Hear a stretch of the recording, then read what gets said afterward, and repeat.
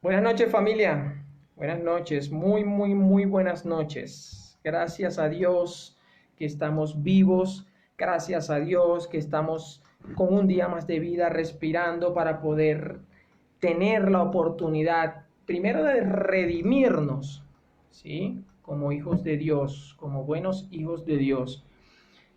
Y segundo, de trabajar para nuestro Padre, trabajar para Él. Gracias le damos a Dios, gracias damos porque a pesar de los inconvenientes, a pesar de cualquier cosa, Dios nos da la fortaleza y Dios nos da la firmeza para hacer su obra. Tuve un pequeño inconveniente, por eso empecé un poco tarde de lo programado, pero nunca falta. Pero acordémonos de algo, en el mundo, en el universo donde Dios está, acuérdense que estamos hablando de la eternidad. Ya no existe el tiempo. Y si nosotros somos hijos de Él, entonces nosotros no tenemos ni tiempo ni excusa para hacer su trabajo. Así que, sin más preámbulos, pues tengo dos invitados hoy. Tengo dos invitados muy apreciados, muy conocedores de la palabra, centrados, que van a tocar un tema bastante importante y espero que sea de edificación. Sus nombres son el evangelista, predicador Alexander Morales y el pastor Alfonso Franco.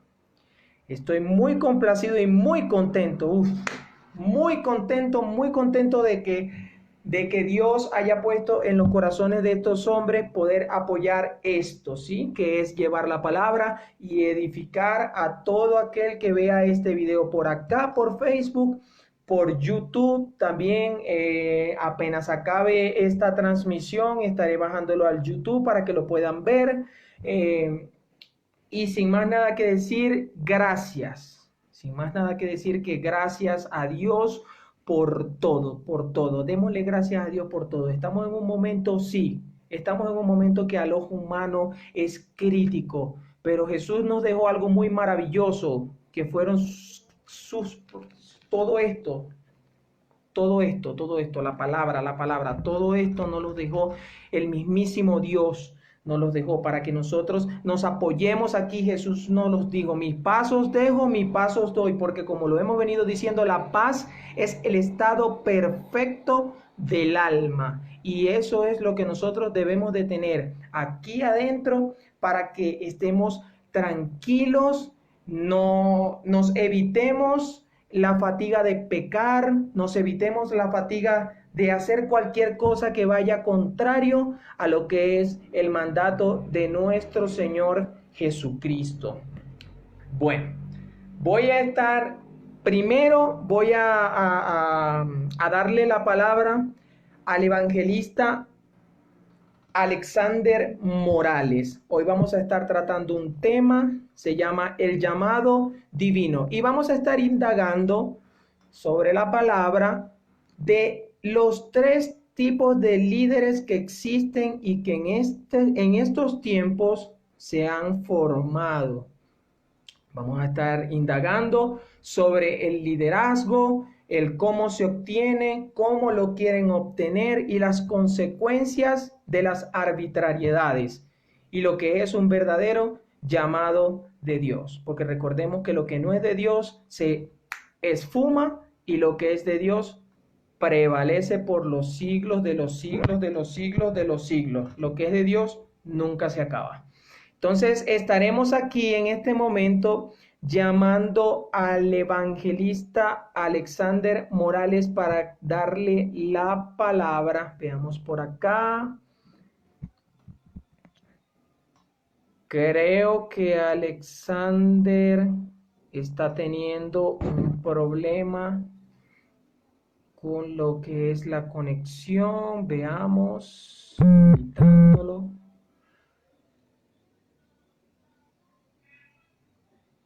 Por acá, vamos a ver. Bueno, no pudimos contactarnos en este momento con el evangelista Alexander Morales, pero tenemos tenemos que avanzar. Así que vamos a comunicarnos con el pastor Alfonso Franco y estaremos con él en ese momento mientras que solucionamos lo de el evangelista Alexander Morales. Vamos a comunicarnos con Alfonso Quijada Rafael Franco. Agregué.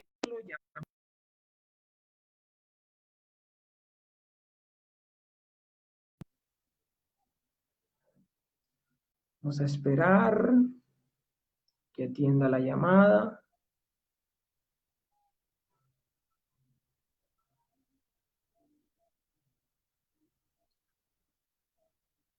Hay que darle gracias a Dios por todo, hasta por las contrariedades o por las dificultades que se puedan presentar. Hay que darle gracias a Dios todo el tiempo, todo el tiempo.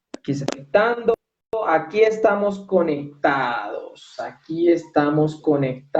con el pastor Alfonso Franco. Pastor Alfonso, tuvimos un inconveniente con la comunicación con el evangelista Alexander Morales. Sin embargo, vamos a estar entonces, mientras que nos logramos comunicar con él, indagando sobre este tema. Entonces, le doy la palabra primero que todo, diciéndole que muchas gracias por la invitación y dejemos todo esto en manos de Dios. Dios está al control de todo, lo que hay es que tener la fe puesta en Él. El tema de hoy es el llamado divino y necesitamos crear una base sólida en cuestiones exegéticas, en cuestiones en cuestiones de prioridades y organizar las prioridades para que pueda esto tener un orden. Recordemos que aquí no hay tiempo, nos podemos tomar el tiempo que queramos para hablar de la palabra y Dios se encargará, Dios mismo se encarga de poner los ojos y los oídos a quien tenga que atender este mensaje. Entonces, decimos que el llamado divino es el que viene específicamente de parte de Dios. Pero han habido líderes a través del tiempo, como por ejemplo los que vamos a estudiar en esta noche, que son el ejemplo de Coré, que fue un líder arbitrario autoproclamado, el ejemplo de Saúl, que aunque tenía en un momento el favor de Dios con él, sin embargo, no deja de ser un tipo de liderazgo porque fue puesto por los hombres. Y tenemos el liderazgo de David, que todos conocemos, que fue un llamamiento o un llamado directamente de parte de Dios. Entonces, sin más preámbulos, dígame usted, pastor, dígame usted qué piensa de esto. Bueno, muy buenas noches y bendiciones para la Iglesia Latinoamericana. Le doy gracias a Dios por esta nueva oportunidad, que aun cuando está un poco golpeada por los avatares del Internet y sus fallas, pues Dios está con nosotros y nosotros nos aprestamos a hablar de su palabra, que pidiéndole a Él mismo que tome control de nuestros labios, de nuestra mente y de nuestro corazón, y que fluya su palabra por nuestra boca, y que no sea conocimiento humano, sino simple palabra de Dios directa del cielo. Eso es lo que yo creo que nosotros hacemos. Somos unos intermediarios entre Dios y los hombres para extender la palabra de Dios. En esta noche quisiera en primera instancia hacer un cuadro comparativo entre tres llamamientos específicos. Número uno, el autoproclamación de Coré. Eso fue una autoproclamación, una sublevación, una rebelión, una de las primeras rebeliones que vemos, la estamos viendo aquí, cuando se revela Coré con un grupo de 250 personas que no eran cualquier cosa, que no eran cualquier extraño, eran personas bien preparados y bien escogidos por Dios para servirles en los templos y a la comunidad. Servirles a Él y servirle a la comunidad. Pero en primer lugar quisiera decir que Coré es hijo de Izar, nieto de Coat y bisnieto de Leví. En unión con dos rubenitas, Datán y Abirán, que eran hijos de Eliab y On, se atrevieron a sublevarse contra Moisés. Para esto tenían el apoyo de 250 israelitas, y cabe destacar que no eran personas callejeras ni de dudosa actuación, eran personas bien relevantes dentro de la comunidad. Todos ellos eran personas de renombre y líderes que la comunidad había elegido y escogido. Todos estos se reunieron para oponerse a Moisés y a Aarón. Y le gritaban cosas tremendas, le gritaban lo siguiente: oye, ustedes han ido ya demasiado lejos, le dicen a Moisés. Si toda la comunidad es santa, lo mismo que sus miembros, ¿por qué se creen ustedes los dueños de la comunidad del Señor?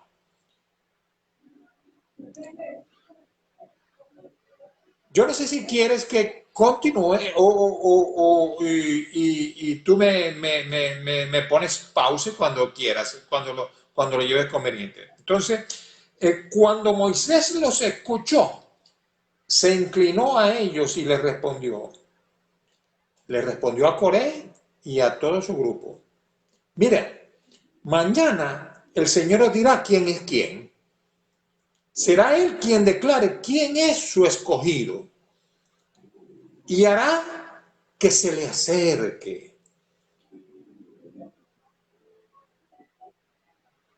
Y Moisés le dio instrucciones a Coré sobre todo lo que debía hacer. Tú y tu gente tomarán incensarios y les pondrán fuego e incienso en la presencia del Señor.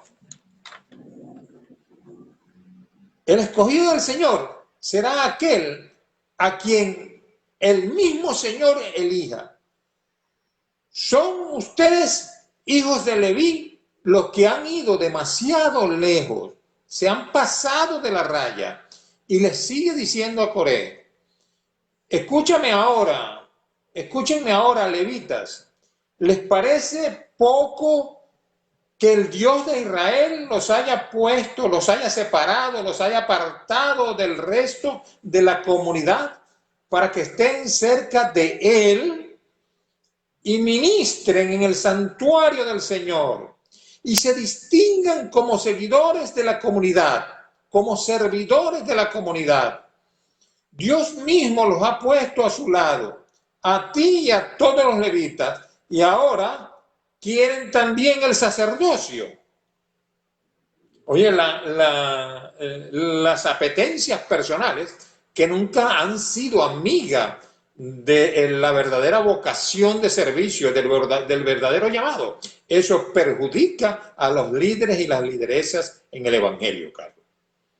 Amén.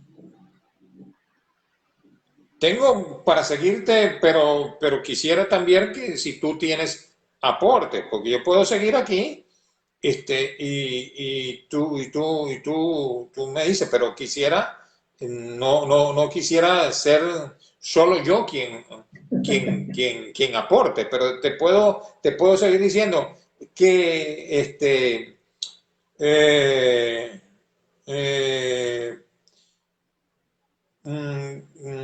ustedes se han reunido, le dice Moisés, para oponerse al Señor. se han unido para oponerse a Dios. Porque ¿quién es Aarón para que murmuren contra él? Luego observamos a Moisés dándole una oportunidad a Datán y a Abirán, pero ellos contestaron: no, ¿qué va? No iremos, no acudiremos a tu llamado. No acudiremos a tu llamado. ¿Le parece poco habernos sacado de la tierra que fluye, donde abunda la leche y la miel, para que ahora quieras meternos en este desierto y hagas alarde además de gobernador con nosotros?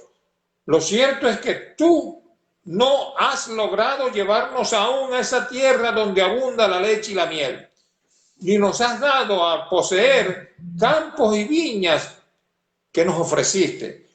Lo que quieres es seguir engatusando, engañando a este pueblo, pues no iremos. Y allí entonces vemos a un Moisés enojado, iracundo, diciéndole al Señor: mira, mi Señor, mira, mi Dios, no aceptes la ofrenda que te traigan. Así como yo de ellos no he tomado ni siquiera un asno, no le he hecho ningún daño. Y le dijo Moisés a Coré: tú y tu gente y Aarón se presentarán mañana al Señor. Cada uno de ustedes se acercará al Señor con un incensario lleno de incienso, o sea, se le acercarán con 250 incensarios. También tú y Aarón llevarán los suyos. Y esto hicieron cada uno de ellos. Con sus incensarios llenos de incienso se pusieron de pie a la entrada de la tienda de reunión, junto con Moisés y con Aarón. Pero cuando Corea había reunido a su gente en contra de Moisés y Aarón, a la entrada de la tienda de reunión, la gloria del Señor se apareció delante de todos ellos. Entonces el Señor le dijo a Moisés y a Aarón: apártense de esta gente, apártense de estos impíos, para que yo los consuma de una vez por todas. Y vemos de nuevo a un Moisés intercesor, a un Moisés intercediendo por el pueblo, postrándose él en la tierra. Y Aarón exclamaron a Dios: Señor, Dios de toda humanidad, un solo hombre ha pecado, y vas tú a enojarte contra todos ellos. Entonces Dios le dijo a Moisés: ordénales que se alejen de las tiendas de Coré, Datán y Abirán. Entonces Moisés fue donde estaban Datán y Abirán y le advirtió a la gente: aléjense de las tiendas de estos impíos, no toquen ninguna de sus pertenencias, para que ustedes no reciban castigo por el pecado de ellos. Dicho esto, el pueblo se alejó de las tiendas de Coré, Datán y Abirán. Estos dos últimos habían salido a la entrada de sus tiendas con sus esposas y sus hijos. Aprovechando Moisés para continuar diciéndole: ahora van a saber si el Señor me ha enviado a mí a hacer todas estas cosas o si estoy actuando por mi cuenta. Si estos hombres mueren por muerte natural, como es el destino de todos los hombres, eso indicaría que el Señor no me ha enviado. Pero si el Señor crea algo nuevo y hace que la tierra se abra y se los trague con todas sus pertenencias, de manera que desciendan vivos al sepulcro, entonces sabrán que estos hombres menospreciaron al Señor. Y terminando Moisés de hablar, la tierra se abrió debajo de ellos. Se abrió y se los tragó a ellos y su familia, junto con la gente y sus posiciones.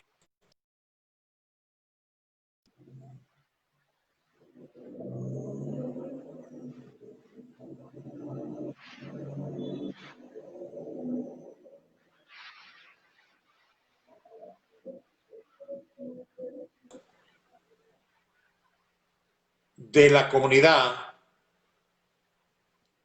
al escuchar todos los israelitas huyeron de allí, exclamando: corramos, corramos, huyamos, no sea que la tierra nos trague también a nosotros. Y los 250 hombres que ofrecían el incienso fueron consumidos por el fuego del Señor. Bendito sea el nombre del Señor. Amén. Horrenda cosa es ofender, es menospreciar, es subestimar a ese Dios vivo y 3 veces santo que le servimos. Gloria a Dios. Amén, pastor. Adelante. Pues en varias ocasiones encontramos en la Biblia algunos textos que tienen la misma frase. Por ejemplo, Jeremías capítulo 23, verso 21, el verso 32, en el capítulo 27 de Jeremías, en el verso 15, en el capítulo 29, en el verso 9 y en el verso 31, en Ezequiel capítulo 13, verso 6. Encontramos una palabra de juicio que es: yo no los envié. Dios, Sí. Dios, dice, yo no los envié. Eso lo acaba de decir usted en uno de los párrafos que leyó de la escritura, porque es así, son líderes que se autoproclaman, pero ¿cuál es la característica de estos líderes? Tenemos unas características aquí reseñadas. Por ejemplo, tenemos: los falsos líderes hacen que otros se levanten contra el liderazgo espiritual existente.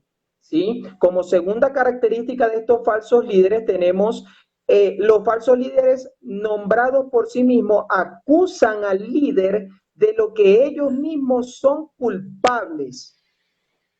Ellos acusan falsamente a los líderes que están en el momento, a los que están de número 1, porque estos líderes no tienen el discernimiento para saber de que en el reino de Dios no existe el número 1, 2, 3, 4, 5. Entonces, ellos piensan que el que está de líder, el que está de 1, es el que tiene la batuta, y el que está de 6 no cuenta para nada. Y entonces el que está de 6 lo que hace es frustrarse. Y cuando desarrollemos este tema vamos a llegar a la misma conclusión, que estos líderes terminan por ser personas frustradas completamente. Los falsos líderes nombrados por sí mismos no tienen el llamado o la aprobación de Dios, y está más que demostrado en la palabra del Señor, está muy demostrado. Y tenemos este ejemplo grandísimo que fue el de Coré, que se rebeló contra Moisés, contra Dios directamente, porque Moisés fue un ungido de Dios. Y él no soportó la idea de que Moisés liderara el pueblo de Egipto, y él quería tomar la batuta, estaba lleno de ambición. Los falsos líderes murmuran contra el liderazgo que ya existe, es otra característica que tienen estos líderes. Pero vamos a caer en un tema ahora un poquito más complejo, porque vamos a hablar de un personaje que se llama Saúl. Y Saúl, sabemos que a pesar de que había sido electo por los hombres, porque Dios estaba directamente en el tiempo de que el pueblo de Egipto vagaba en el desierto, era Dios y el pueblo. O sea, el pueblo de Egipto estaba directamente beneficiado por Dios. Era el pueblo de Dios y era Dios. ¿Sí? No había nada más ahí. Dios favorecía directamente a este pueblo. Pero ellos quisieron un rey. Y pues Samuel, que es un profeta, pues usado por Dios, pues no le quedó de otra que ungirlo, pero hay unas características que quiero que toquemos, pastor, que por ejemplo hay una diferencia entre la unción de Saúl y la unción de David. Como por ejemplo, a Saúl se le ungió con una redoma, ¿sí? ¿Me entienden? A Saúl se le ungió con una redoma, sí. Y no se le ungió con un cuerno, como era el deber ser de un ungido de Dios. Y estas características son muy importantes que las toquemos. Sin embargo, ¿qué me puede aportar o qué puede aportar? Que sé que es mucho, que sé que es bastante acerca de este. Ya dejamos a Coré, ¿sí? Dejamos a Coré, sabemos que Coré, o supimos que Coré trató de tomar dictatorialmente, dar un golpe, como quien dice en estos tiempos, un golpe de Estado a Moisés, revelando personas y revelándose él mismo en contra de él. Entonces tenemos ahora a un Saúl que tuvo el favor de Dios, pero fue electo por el pueblo. Dígame usted, tiene la palabra, pastor. Bueno, de Saúl investigando, debo decir que pertenece a la tribu de Benjamín. Hay algo que debemos resaltar y es la labor desarrollada, el trabajo desarrollado por este profeta llamado ya Samuel. Samuel. Samuel hace un trabajo maravilloso en obediencia a Dios. En obediencia a Dios. En ocasiones, en un par de ocasiones lo veo rebelarse con Dios, pero no le queda otra que obedecer. Y vemos que Saúl es es hijo de un hombre muy respetado de la tribu de Benjamín, una tribu por demás pequeña, entre las más pequeñas y las menos de menos jerarquía, estaba la de Benjamín. Este hombre llamado Quis o Quis de la tribu de Benjamín, era hijo de Abiel, hijo de Zeros, hijo de Becorat, hijo de Afía, también que era benjamita. Saúl era buen mozo y apuesto. Me parece que, y lo dice más adelante la palabra, y lo dice el mismo Señor, ustedes se dejan llevar por las apariencias cuando le toca elegir, que unjan, elegir a David. Le buscaron otros de mayor corporeidad, de mayor, inclusive más hermosos que David. Y entonces ustedes se dejan llevar. No, no es lo que ustedes creen, no es lo que ustedes quieren, es el que verdaderamente tenga el llamado mío, el que me va a servir. Esto más o menos lo interpreto yo. Entonces, dice que era un hombre apuesto como ningún israelita. Era tan alto que los demás apenas le llegaban por el hombro. Se dice que en cierta ocasión se le extraviaron unas burras a su padre y lo envió. Entonces yo no quisiera profundizar mucho en la cuestión de las burras, porque sé que caminaron y caminaron, pero es allí donde está inmerso la entrada al ministerio, al llamado de Saúl, porque cuando ya estaban a punto de venirse, porque se le habían acabado las provisiones, él le dijo al siervo, mira, vayámonos regresándonos porque hemos metido para la sierra, hemos pasado por acá, hemos pasado por allá y nada que las burras aparecen. No vaya a ser que mi padre se vaya a empezar a preocupar por mí. Y entonces el siervo, que también lo usa Dios a mi manera de interpretar, le dice, no, mira, ¿por qué no vamos que aquí en esta ciudad hay un adivino, oh, déjame buscarte el nombre, que era el equivalente a lo que es ahora el profeta. Entonces se informa que en ese pueblo vivió un hombre de Dios muy famoso que todo lo decía y se cumplía sin falla. Vayamos y a lo mejor nos indica el camino que debemos seguir, y digo yo, el camino que debemos seguir para ver si conseguimos las burras. Entonces le dice Saúl, pero mira, no tenemos comida que llevarle, no tenemos nada que llevarle, no tenemos comida en las alforjas, ni tampoco algo que regalarle ni ofrecerle. El criado, que no se daba por vencido y persistía bastante, le dijo, tengo casi 3 gramos de plata, se los puedo dar al hombre de Dios, esa palabra es importante, se los puedo dar al hombre de Dios para que nos indique el camino.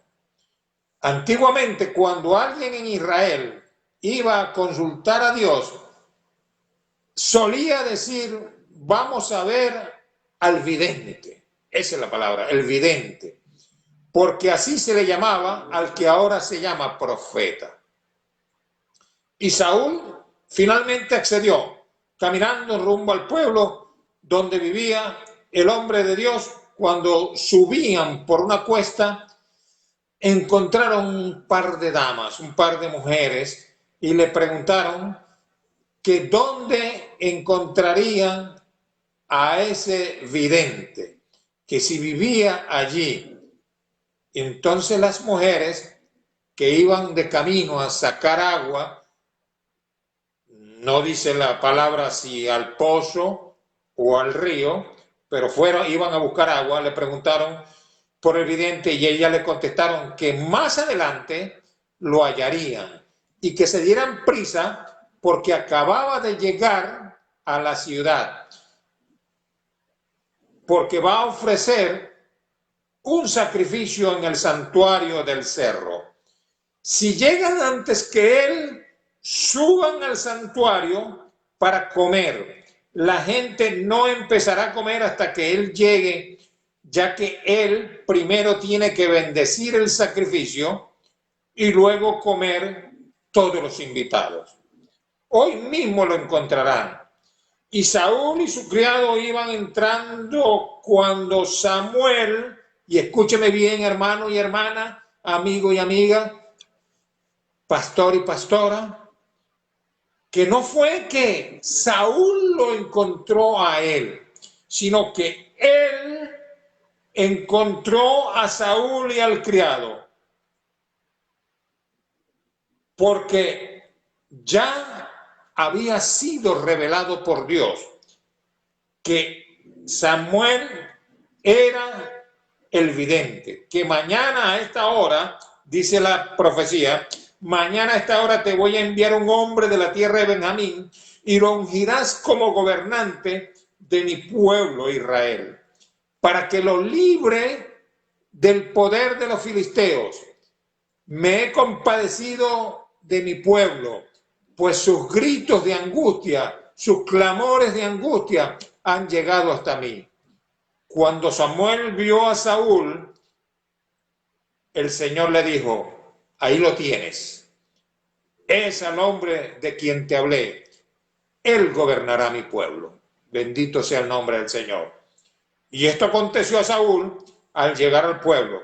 La puerta de entrada de la ciudad se acercó a Samuel y le preguntó, ¿podría usted indicarme dónde está la casa del vidente? Y le dijo, yo soy el vidente, le contestó Samuel. E inmediatamente le pidió que lo acompañara al santuario del cerro. Y le dijo, hoy comerán conmigo. Ya mañana, cuando los deje partir, te responderé a todas tus inquietudes. Y en cuanto a la burra, le dijo, no te preocupes, ya aparecieron, ya habían aparecido.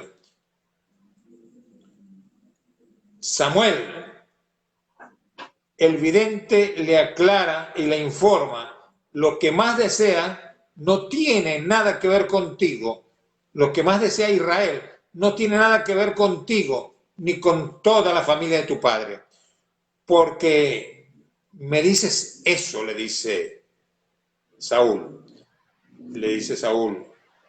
¿por qué me dices eso?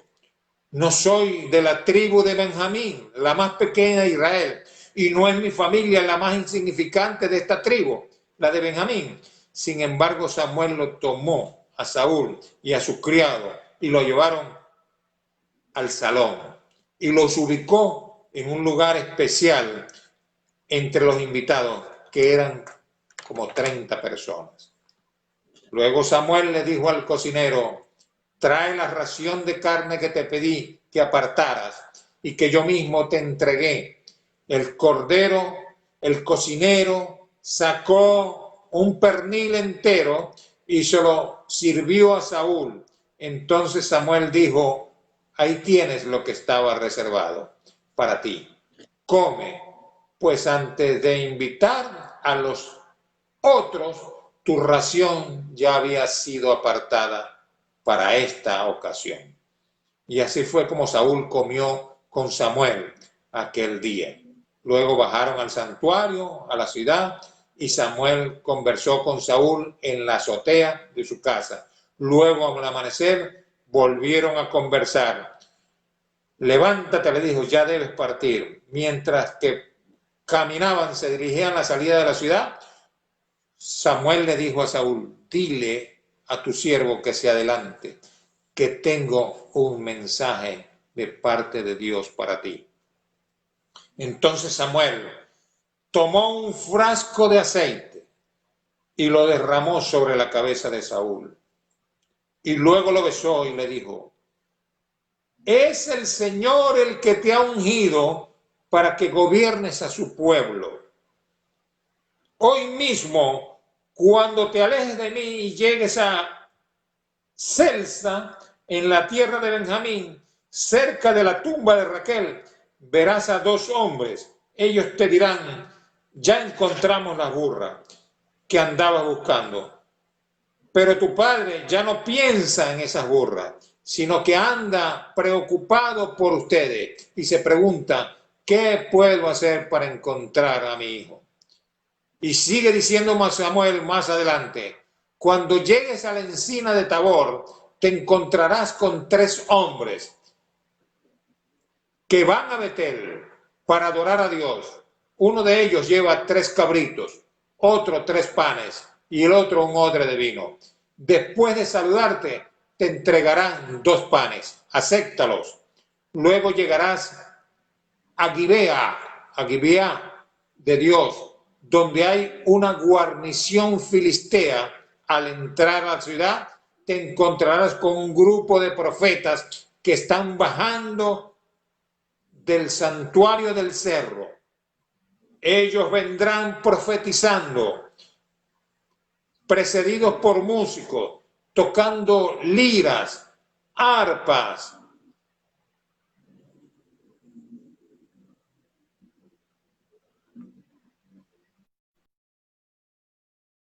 y flautas. Entonces el Espíritu del Señor vendrá sobre ti con poder y profetizarás con ellos y serás una nueva persona. Cuando todas estas señales se hayan cumplido y las hayas recibido, entonces podrás hacer todo lo que esté a tu alcance porque Dios estará contigo. Por último, Samuel le dice: baja a Gilgal antes que yo. Allí me reuniré contigo para ofrecer holocaustos y sacrificios de comunión. Cuando llegue te diré lo que tienes que hacer, pero tú debes esperarme por 7 días. Luego Saúl es proclamado rey. Cuando dio Saúl vueltas para alejarse de Samuel, Dios le cambió el corazón, como tiene que cambiárselo, como nos las ha cambiado a todos nosotros. Y a quien no le haya cambiado Dios el corazón, pídale que le cambie ese corazón duro de mármol por un corazón de él. Es necesario que Dios deje que cambie tu corazón. Ese mismo día se cumplieron todas las señales. En efecto, cuando llegó Saúl y sus criados a Gibeá, un grupo de profetas les salió al paso. Encontrándose entonces el Espíritu de Dios, vino con poder sobre Saúl, quien cayó en un trance profético junto con los profetas. Los que le conocían se preguntaban, ¿y qué le pasa a Saúl, hijo de Quis? ¿Es que acaso es también uno de los profetas? ¿Y quién es el responsable de ello? De allí es donde viene el dicho, ¿acaso Saúl es uno de los profetas? Cuando Saúl acabó de profetizar, subió al santuario del cerro. Después de estas cosas, convocó al pueblo. Bendito sea el nombre del Señor. Adelante, Amén. Carlos. Amén, amén. Una característica muy, hay que estar muy atentos, sí, a todo lo que se ha dicho y a todo lo que se tiene por decir. Pero vemos a un Saúl que no tuvo la culpa de que el pueblo de Dios mismo, pues pidieran, recordemos que en el tiempo de Josué el pueblo era dirigido directamente por Dios, sí, pero ya estos no querían ser regidos por Dios, sino por ellos mismos. Y de allí viene la palabra demócratos, que es la democracia o la capacidad de escoger por votos a un gobernante. Entonces, tomemos en cuenta que Saúl sí fue, por supuesto, que sí, Dios permitió, Dios permite. No es que Dios los pone o los ubica directamente, pero sí Dios los permite Eso es un Dios para lo que Él permisible, crea conveniente. es un Dios permisible. Eso es correcto. Pero vemos que Saúl comete errores, pues comete Claro. errores y uno de los errores que hizo que Dios lo desechara fue cuando tuvo que ir en contra de los amalecitas y pues Dios por medio de Saúl le mandó a que acabara con todo, sin piedad, que los matara y que los destruyera a todos. Y él no cumplió y ya venía en desobediencia a Saúl. Sin embargo, Dios en su infinita misericordia le dio esa oportunidad, pero él no cumplió con eso y dejó al rey Agag de los amalecitas, lo dejó vivo y agarró parte de los tesoros que ellos, que tenían allí los filisteos, los amalecitas, los agarró y se los llevó. Y por ello, pues el favor de Jehová se apartó completamente de Saúl. Es aquí cuando vemos algo muy importante, ¿sí? Que nosotros tenemos que conocer que Dios todo lo sabe antes de que suceda, todo lo sabe antes de que suceda. Y ya Dios tenía todo fríamente calculado, ¿sí? Pero Dios es un Dios democrático. Dios es un Dios, no es un Dios dictatorial. Dios permite, Dios, bueno, nos permite darnos cuenta de nuestros propios errores. Y es aquí cuando surge la segunda característica o el segundo tipo de liderazgo, ¿sí? Que es cuando se pone por mano humana o como quien dice, por capricho humano a un líder. ¿Cómo terminó Saúl? ¿Cómo terminó Saúl? Arrojándose sobre su espada y siendo una burla delante del dios Dagón para todo el pueblo por su desobediencia. Saúl fue un gran rey, Saúl, en medio de lo posible fue un gran rey, pero al final, lamentablemente, pues terminó consultando lo que usted dijo, pastor, el misticismo. Y el misticismo nosotros sabemos, y las Biblias nos lo dice y nos lo declara, que es de Satanás, que es del diablo. Eso no es de Dios. Así es. Eso no es de Dios. Entonces,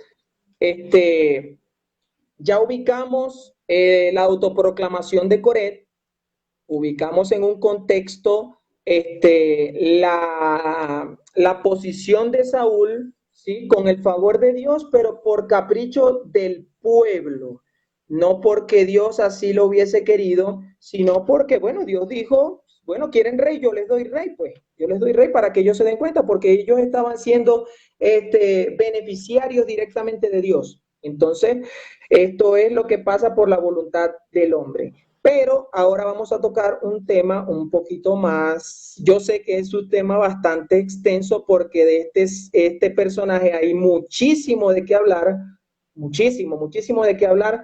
Este fue un muchacho que fue llamado de muy joven, tuvo tiempo para prepararse y Dios puso el momento indicado para que se empezara a abrir camino, para que se empezara a abrir camino. Y tenemos que tomar en cuenta otra característica de Saúl, que los líderes que son falsos líderes siempre tratan de tumbar o tienen miedo de que los tumben del puesto, cosa que no pasa con los líderes que son ungidos por Dios, porque los ungidos por Dios, líderes puestos por Dios, son personas que no tienen miedo de que se les arrebate el puesto porque se someten a la única y perfecta voluntad de Dios. Y vamos a ver a este ser, a este personaje que se llamó David.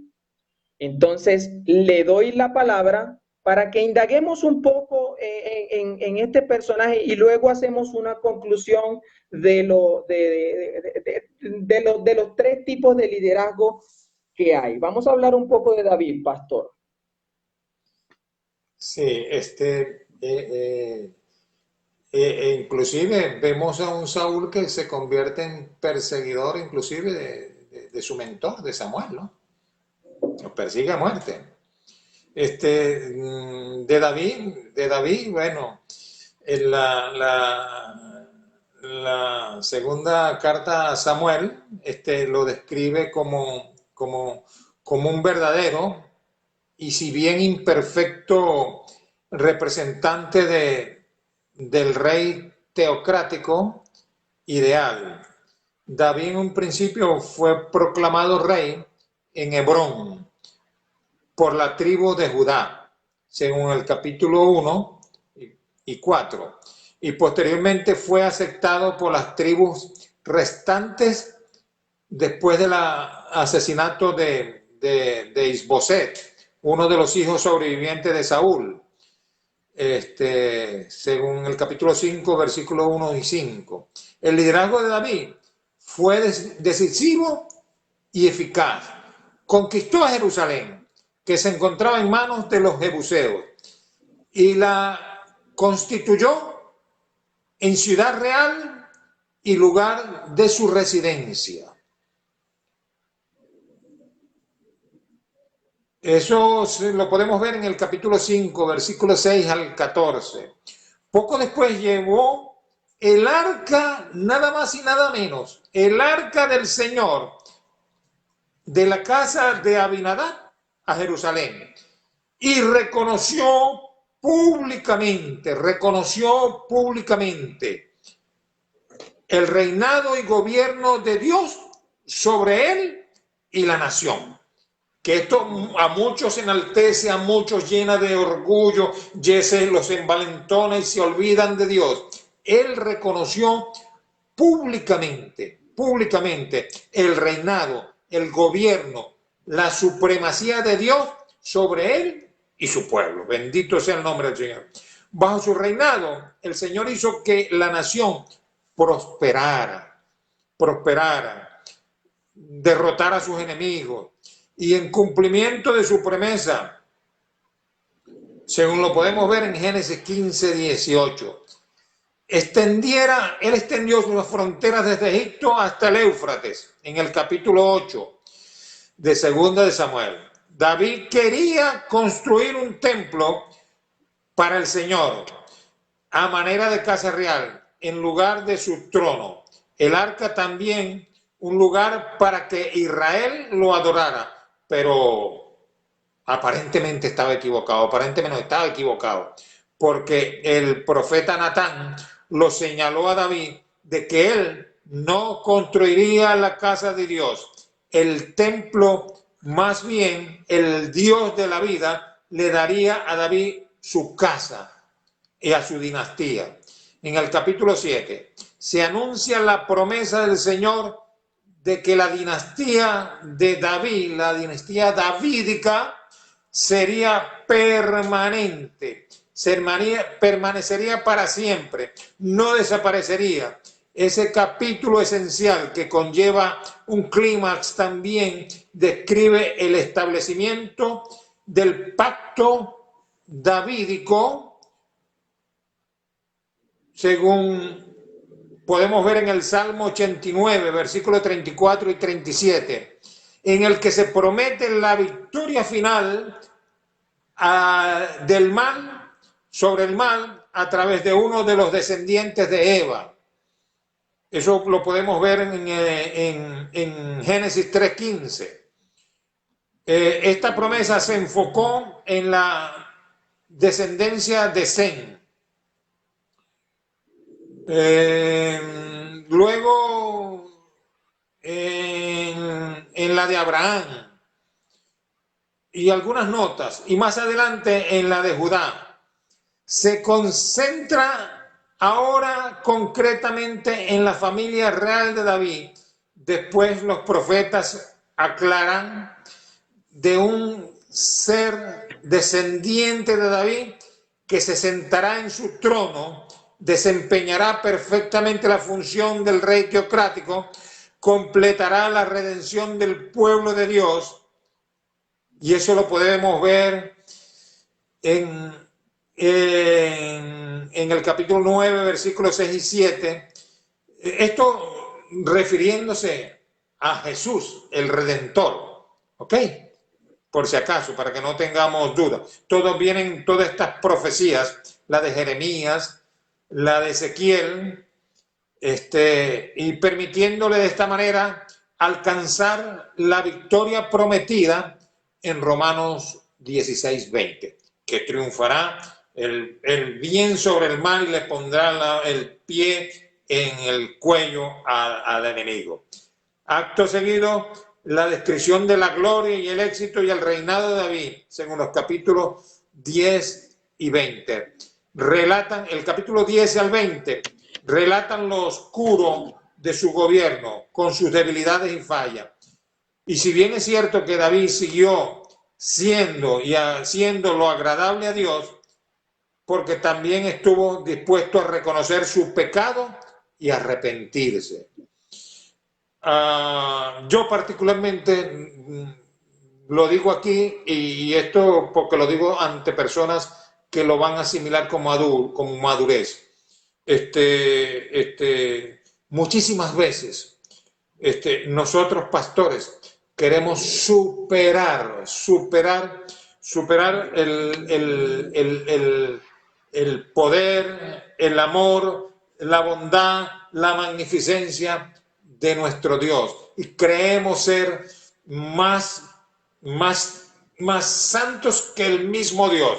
Y nosotros sí somos santos, pero nos santificamos a través de la santidad de Dios. Dios santifica a su pueblo en la medida de que su pueblo se acoja a sus preceptos, se acoja a su voluntad, haga su voluntad, cumpla con sus preceptos. Esa es la forma como yo conozco al Dios de la vida. David se arrepintió, se apartó del ideal teocrático y sufrió las consecuencias de su desobediencia. Desobedeció a Dios. En el capítulo 12, verso 10, su pecado con Betsabé. Esto lo estamos pasando así por encimita. Hay varios pasajes de los cuales pudiéramos detenernos y hacer algún énfasis. Por ejemplo, David siempre fue un guerrero triunfador, porque todo antes de ir a la batalla lo consultaba con Dios. Siempre lo consultaba y Dios le daba la victoria. Lo malo está cuando usted y yo, mi querido amigo y mi querida hermana, queremos hacer las cosas fuera de la voluntad de Dios y no consultamos a Dios. David siempre todo lo consultaba a Dios, hasta que un día se quedó de ocioso. Esto lo digo yo y lo veo a través de la Biblia. Un día se quedó de ocioso en su casa. No fue a la guerra. Fueron los demás. Sí lo has visto, Carlos, en las pasajes. Fueron los demás. Y los hicieron correr, los hicieron huir. Perdió la batalla. Pero también él, quedándose en la casa, tuvo la mayor de las desgracias de su vida. de su ministerio, de su reinado. Él, una vez quedándose en su casa, salió al tejado, salió a la azotea y vio a Betsabé y la describió tal como era ella. Y ahí entró el pecado en su vida, entró el pecado del adulterio, entró el pecado, inclusive mandó a matar a Urías Eteo porque lo mandó al frente y que lo dejaran solo para que lo mataran. Ahí fue uno de los mayores pecados y que Dios, y él se sintió, David se sintió solo, solo y solo. Y por eso hay un salmo que dice, así como el siervo brama por las corrientes de las aguas, así clama por ti, oh Dios, el alma mía. Mi alma tiene sed del Dios vivo. ¿Cuándo iré y me presentaré delante de ti? Serán mis días, y por ahí está el clamor, el desasosiego, el vacío, el hueco que tenía David. Adelante, Carlos. Yo sé que tienes también. Y vemos también a David, a un David que aun cuando era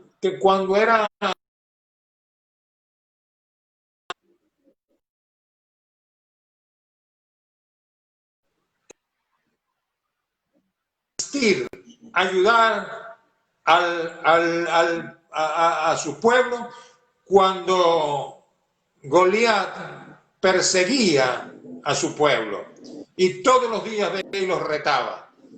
Y él una vez vino y le dijo, hasta hoy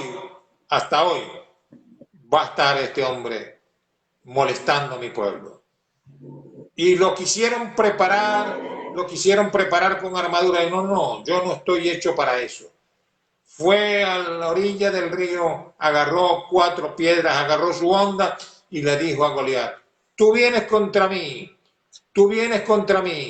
con espada, jabalina y con escudo. Y yo vengo ante ti en el nombre del Señor. Y salió corriendo en pos de él y le lanzó una piedra y se la pegó en la frente. Y antes de eso le dijo, hoy mismo, porque se burlaba, lo subestimaba, lo menospreciaba, lo hacía de cualquier desfachatez. Le dijo, y hoy mismo te mataré y te cortaré la cabeza. Bendito sea el nombre del Señor. Ese es el David joven, que yo se lo pongo de ejemplo a la juventud de ahora, a la juventud que tiene llamamiento, a la juventud que se subestima, a la juventud que lo subestiman los pastores porque son muy jóvenes. No, el ser jóvenes no te pecha a ti, no te coarta para desarrollar un ministerio de acuerdo a la voluntad de Dios. Bendito sea el nombre del Señor. Adelante, Carlos. Amén, amén, amén, amén, pastor. Así es, indagando en algunas características, vemos que a pesar del pecado de David, Dios consiguió un corazón igual al de él, ¿no? Sí, claro, conforme al corazón de Dios, nada más y nada menos, nada más y nada menos. Bueno, y indagando en su vida, vemos que tampoco fue que, o sea, es como lo que el ser humano está acostumbrado a creer, que porque yo estoy con Dios, todo lo que yo pida, eso va a ser. Fijémonos en un ejemplo de las proezas que hizo David en el nombre del Señor, y sin embargo, cuando él quiso este, construir el templo, pues Dios le dijo, pues sí, muy bonito todo, todo me lo estáis planteando bien, pero no eres tú quien va a construir el templo porque tus manos están muy manchadas de sangre. Entonces, y sin embargo, fíjese que David no construyó el templo, pero fue la inteligencia detrás de esa construcción, porque él fue el que hizo los planos. Él fue el que hizo los planos para la construcción del templo y le dio la dirección a Salomón para que hiciera todo eso, para que hiciera todo el templo, el pórtico, todo lo que era el templo. Y tengo que anexar algo que se está viendo, pastor, con su permiso voy a anexar algo que se está viendo mucho en las iglesias, en las iglesias. Yo la verdad, me pesa mucho no haber podido haberme contactado con el evangelista Alexander Morales, que sé que tenía mucho que aportar aquí. Sin embargo, ya Dios nos dará la ocasión. Nosotros no podemos ir en contra de la voluntad de Dios. Hoy no fue, pues oraremos y mañana será. Pero en estos tiempos se ve mucho en la iglesia algo, una palabra muy importante, todo esto, que significa donde dos o tres, cuatro integrantes de una familia que desprende de un pastor, ¿sí? Que levanta un templo, que levanta una iglesia, pues la familia es la que lleva la administración de la iglesia, la familia es la que preparan mediante sus propias fuerzas, sin tener talentos naturales natos proporcionados por Dios, ¿sí? Forzan eso y hacen de la iglesia una iglesia nicolaíta, ¿sí? Un Hacen una negocio, iglesia es un negocio. nicolaíta, sí, hablamos de Nico, Nico significa gobierno y Laos significa pueblo. Entonces está gobernado por el pueblo, ¿sí? El orden y manifiesto del liderazgo en la iglesia es diferente a la organización del gobierno de un estado. Y cuando queremos meter al mundo a la iglesia y rompemos el diseño que Dios quiere para con la iglesia, violando esto fue más o menos lo que pasó con Saúl. Esto fue más o menos lo que pasó con Saúl. Y se ve en estos tiempos, mucha iglesia quiere preparar su propia familia para los ministerios y lo que menos hacen es orar a Dios a ver que se haga su voluntad, precisamente para no meter extraños y declararse como la iglesia de los Corintios, ¿sí? Declararse súper espirituales, súper especiales, es la super familia. Y resulta que cuando nosotros entendemos el llamamiento de Dios, cuando nosotros entendemos el llamamiento de Dios, iglesia, Dios mío, cuando entendemos este llamamiento, no nos da vergüenza asumir los cargos que se nos pongan. Hay personas que están llamadas para solamente cargar la maleta del pastor y eso no lo quieren entender. ¿Sabe por qué no lo quieren entender? Porque la mayoría de la iglesia quiere ocupar un cargo donde ellos sean el centro de atracción, donde puedan ser egocentristas, donde puedan vanagloriarse, ¿verdad? En medio de la capacidad que tenga para desenvolverse en cualquier área. Yo hoy no iba a hablar. Iglesia, me disculpan, yo tuve que modificar esto. Yo hoy no iba a hablar. Yo le iba a permitir la palabra a usted, pastor, y le iba a permitir la palabra al evangelista Alexander Morales, se los iba a permitir a que hablara. Y para dar también a la iglesia un ejemplo que no somos llamados solamente para ser el número uno. No, no somos A llamados ejercer, para ser el número uno. a ejercer Dígame, protagonismo, a ejercer eso. protagonismo. El único protagonista de la película se llama Jehová de los ejércitos. A él sea la gloria, la honra y toda la alabanza y la adoración. Amén, amén, amén. Así van a escuchar, sé que nos van a escuchar y que están escuchando ahorita, mucho líder en la iglesia que, que quiere sobresalir él, y por eso no alcanzan lo que deberían de alcanzar. Y Dios no tienen el favor de Dios.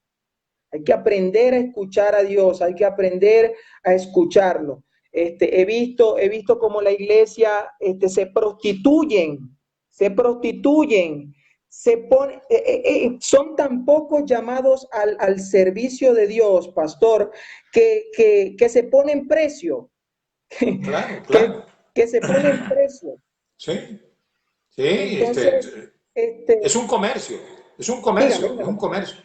Es un comercio, es un comercio, Sí, así de sí, sencillo. total, Me gustaría, total. Carlos, Sí, con estoy. tu permiso, me gustaría, Carlos, con tu permiso, antes que se me vaya, Lo tengo Amén, anotado amén. y lo pasé. Hay otra acotación bien importante y siempre, y está bien clara en la Biblia. La paga del pecado es muerte. La paga del pecado Amén. es muerte.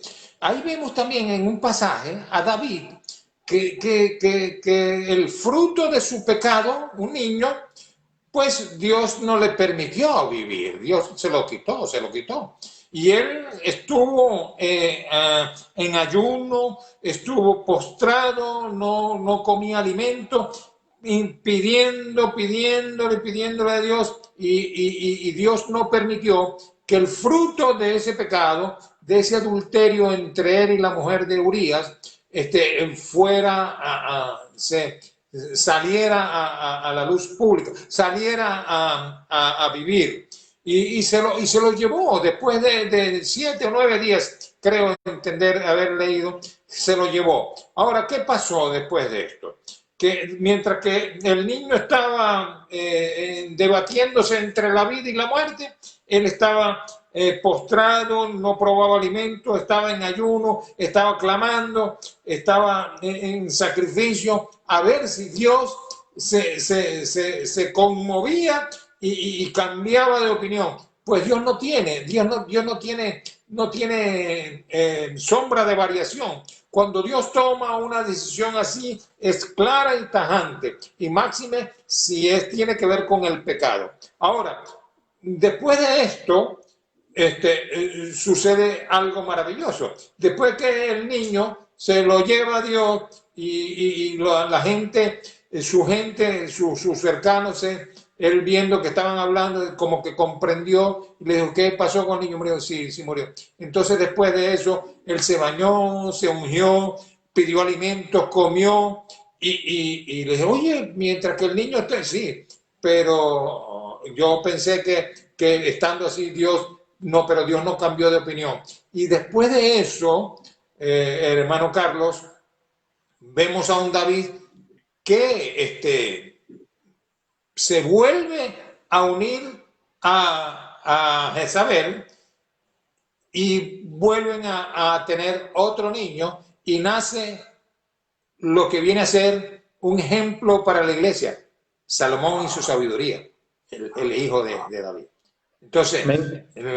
la paga del pecado es muerte, más la dádiva de Dios es vida eterna y vida en abundancia. Bendito sea el nombre del Amén, Señor. totalmente, Adelante. totalmente, pastor. Y tenemos que caer en cuenta en algo muy, muy, muy específico, que nuestro Dios es santo, Sí, santo, santo. En tres el veces santo. capítulo 3 de Éxodo, versículo 3, tenemos a un Moisés que quería entrar en la presencia de Dios. Inmediatamente Dios le dice algo: Moisés, quítate el calzado de tus pies porque el lugar que pisas santo es. Nuestro Dios es un ser sin mancha. Nosotros tenemos que entender que nosotros no somos dignos mientras estemos en la concupiscencia de nuestros pecados. No somos dignos. En Isaías, ¿qué pasó con Isaías? ¿Qué pasó con Isaías en el capítulo 6? Cuando Isaías vio aquella cosa, cuando Isaías vio todo eso que estaba sucediendo, ¿qué fue lo que exclamó cuando vio la magnificencia de todo lo que estaba viendo? ¡Ay Ay de de mí, mí! ¡Ay de mí! ay de Porque mí. era tanta la santidad que él no, él se sentía sucio. Entonces, hay gente, hay personas, hay líderes, pastores, hermanos, iglesia, que quieren acercarse a Dios en un estado, Dios mío, podrido, con el alma podrida. Y eso lo vomita, lo aborrece Dios. Nosotros tenemos que estar todo el tiempo santificándonos. Nosotros somos santos que pecamos. En cambio, hay personas que son pecadores que se creen santos. A eso los vomita Dios. Nosotros nos sabemos que Nosotros somos somos pecadores. pecadores Pecamos, arrepentidos, estamos pecadores arrepentidos, correcto, correcto. pecadores arrepentidos y tenemos un Y intermediario que se llama Jesucristo. Jesucristo, el Hijo de Dios. Él para con intercede por Dios. nosotros. todos los días y a cada momento. Porque hay momentos donde el creyente cree que está pecando y no está pecando nada. Pero hay momentos en que él cree que la está haciendo muy bien y está metiendo el pie, pero mucho. La está embarrando, como se dice allá en la tierra que te ha acogido. Amén, amén, amén. Podemos extendernos mucho más, claro que sí, hay muchísimo más para extendernos con todo esto, pero queremos cerrar esto para no hacerlo tan extenso, ¿sí? Y enfocar antes de darle la palabra a usted para que cierre esta prédica, enfocar las diferentes facetas, ¿sí? Tenemos a Coré, el típico líder autoproclamado que está totalmente ensoberbecido, lleno de envidia, arraigando frustraciones, y lamentablemente para ocupar un liderazgo dentro de la iglesia, nosotros tenemos que desechar todo esto, porque como David cuando perdonó la vida de Saúl, aun cuando Saúl intentó atentar contra la vida de él, ahí nos damos cuenta lo que es un verdadero líder. No tiene miedo de lo que pueda hacer la mano humana aquí, porque Dios tiene el control de todo y lo deja a su perfecta voluntad. Y con Saúl tenemos un ejemplo clave de lo que es la soberbia que viene de parte de todos nosotros también. Todo va arraigado a la soberbia, ¿sí? Todo. El ser humano está como mecanizado para ser así, porque no nos terminamos de dar cuenta, por más y que tengamos la verdad así en nuestras narices. Fíjese que Apocalipsis, ¿qué significa Apocalipsis? Viene de la palabra apocalipto, significa descorrer las cortinas, correr el velo. Revelación. La Biblia precisamente lo que trata es de descorrernos el velo y proporcionarnos la verdad única y verdadera que se hizo aquí carne, ¿sí? La palabra, Jesucristo, el Verbo, y nuestro mismísimo Dios con su espíritu. Entonces, siempre, aunque tengamos la verdad en nuestras narices, no vamos a caer en cuenta en ello, porque somos una generación y más aún desde el siglo XX para acá, que aumentó, como la Biblia también tuvo la razón y lo predijo, la ciencia aumentará, pues nos hemos ensoberbecido y nos hemos creído dioses. Entonces, nos va a pasar precisamente lo que le ha pasado a las generaciones que nos han antecedido. Por ejemplo, un Nimrod, esa generación, por ejemplo, un Sodoma y Gomorra. Tenemos una mezcla en estos tiempos, de todos esos tiempos que ya se vivieron, en estos tiempos tenemos una mezcla muy peligrosa, porque está unida a lo que es la actualidad o la tecnología, que es el medio de Satanás perfecto para hacer caer hasta los escogidos. Entonces, Dios nos libre de eso. Amén, amén, amén, amén. Dios nos libre de eso, Dios nos libre de su misma ira. Sí. Dios nos libre de su ira. No, claro. No de lo que nos puede hacer el ser humano acá, no. Dios, no le tengamos miedo a la mano humana, sino a aquel que puede echar mano al alma y tirarlo al infierno. Horrenda cosa es caer en manos de un Dios vivo. Horrenda cosa es caer en manos de un Dios vivo, decía Pablo. Amén, amén. Y por otro lado tenemos el llamamiento de David, único. Concluyo yo diciendo a esta generación, pastor, me atrevo con toda la arbitrariedad del mundo a decir a viva voz: Jesús está a las puertas, Cristo está a las puertas, estamos a un pelo, no, tengo esa corazonada, tengo ese presentimiento. La Biblia habla muy específicamente, los tiempos son malos, estamos en tiempo de gracia, y solo falta que el Señor decida, y le hablo a la juventud de ahora, que tome batuta, pero bien tomada, porque entre los ejemplos que vimos, no desplazando a nadie, se logra obtener un liderazgo, ¿sí? En oración, lo que Jesucristo nos mandó a hacer fue predicar la palabra. Jesucristo nos mandó a predicar la palabra, predicar. Entonces tenemos que predicar, y para predicar tenemos que hacernos entendidos, tenemos que aprender, tenemos que indagar en las cosas de nuestro Padre. Y más ahora que los templos están cerrados, que lo que tenemos es nuestra casa y la tecnología que podamos tener para llevar la palabra, Más aún, no tenemos excusa y tenemos suficiente tiempo para prepararnos y llevar la palabra. Líderes, prepárense, porque Cristo está cerca, y lo único que tenemos que hacer nosotros en estos tiempos es esperarlo con fe, pararnos sobre la roca y, muy importante, hacer el trabajo que Él nos mandó. Le confiero la palabra, pastor, y puede cerrar con una oración esta prédica. Sí, de verdad ha sido muy gratificante, muy nutritivo haber compartido este buen espacio contigo y con la audiencia. Le pido al Dios de la vida que nos siga dando la oportunidad de seguir siendo útiles. Particularmente a ti te voy a enviar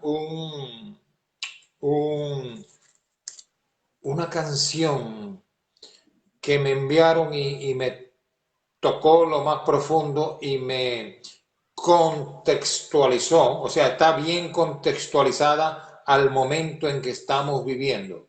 O sea, entre otras cosas dice que hemos tenido que estar, quedarnos en casa para poder entender y comprender, para querer más, para poder atender lo que tenemos descuidado, porque nosotros, creyentes y no creyentes, en este momento estamos viviendo lo mismito.